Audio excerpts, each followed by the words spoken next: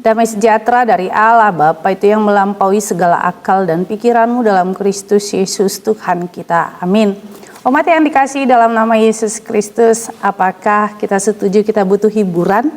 Tentu saya juga butuh hiburan untuk membuat suasana hati lebih menyenangkan, mungkin lebih refresh dan yang lainnya.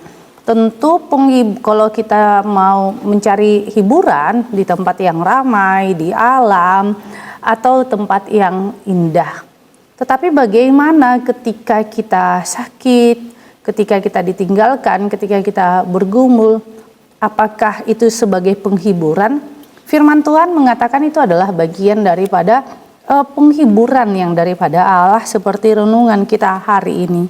Dalam kitab 2 Korintus 1 ayat 3-4. Terpujilah Allah Bapa Tuhan kita Yesus Kristus, Bapa yang penuh belas kasihan dan Allah sumber segala penghiburan, yang menghibur kami dalam segala penderitaan kami, sehingga kami sanggup menghibur mereka yang berada dalam bermacam-macam penderitaan dengan penghiburan yang kami terima sendiri dari Allah. Demikianlah firman Tuhan.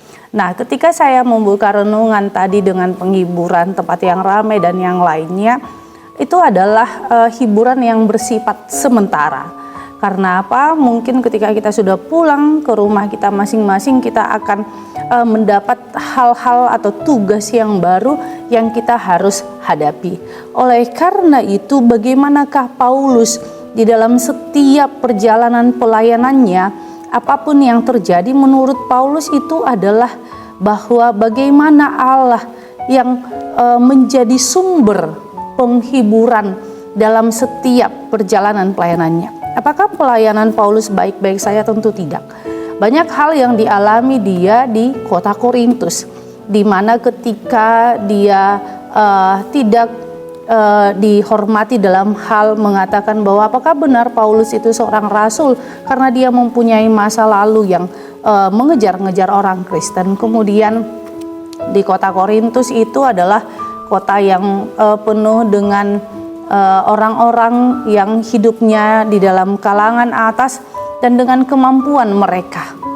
Mereka mengkelompokkan dirinya, ada golongan Apolos dan yang lainnya, sehingga timbul pertengkaran. Kemudian di kota Korintus itu adalah mereka yang tidak menghargai tubuhnya sebagai ciptaan Tuhan, sebagai imago Dei. Kemudian di kota Korintus itu mereka harus menghadapi orang-orang yang menyalahgunakan kekuasaannya. Di kota Korintus juga mereka menghadapi orang-orang yang dari kalangan atas yang tidak mau memberikan persembahannya untuk membantu orang-orang Kristen yang ada di Yerusalem. Oleh karena itu, apakah Paulus putus asa dengan semua masalah yang dia hadapi? Tentu tidak, karena apa? Dia tahu dalam setiap permasalahan itu ada sebuah atau satu yang bisa menghibur mereka. Siapakah itu? Adalah Allah sendiri. Allah yang memberikan kekuatan kepada mereka, Allah yang memberikan tugas itu kepada mereka, Allah yang memperlengkapi mereka. Karena apa? Yesus Kristus sudah berjanji juga, aku akan menyertai engkau sampai pada akhir zaman. Penyertaan Allah itu adalah janjinya kepada kita. Oleh karena itu Paulus belajar dari setiap penderitaan itu. Dia katakan bahwa di dalam setiap segala penderitaan kami dan bermacam-macam penderitaan kami, kami sanggup menghibur mereka. Artinya Paulus mau katakan karena kami sudah dihibur Allah, sudah dikuatkan Allah. Oleh karena itu ketika kami bertemu dengan orang yang juga membutuh penghiburan, bergumul, kami menjadi sumber penghiburan bagi mereka. Dalam setiap penderitaan, dalam setiap bermacam-macam penderitaan yang mereka hadapi. Karena apa? Karena penghiburan yang kami terima itu berasal daripada Allah.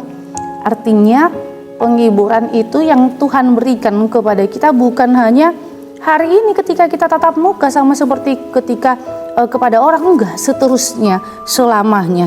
Oleh karena itu, disinilah Paulus seperti apa yang dikatakan firman Tuhan dalam Filipi 4 ayat 13, segala perkara dapat kutanggung di dalam Dia yang memberikan kekuatan kepadaku. Itulah janji Tuhan kepada kita. Karena apa? Karena dari setiap perjalanan hidup kita, Allah sendiri akan menguatkan kita. Amin. Kita bersatu dalam doa. Terima kasih Tuhan Yesus buat anugerah-Mu, buat cinta kasih-Mu. Biarlah kami selalu merasakan penghiburan yang daripada Tuhan. Ampuni akan segala dosa kami. Inilah doa kami dalam nama Yesus Kristus kami berdoa padamu. Amin.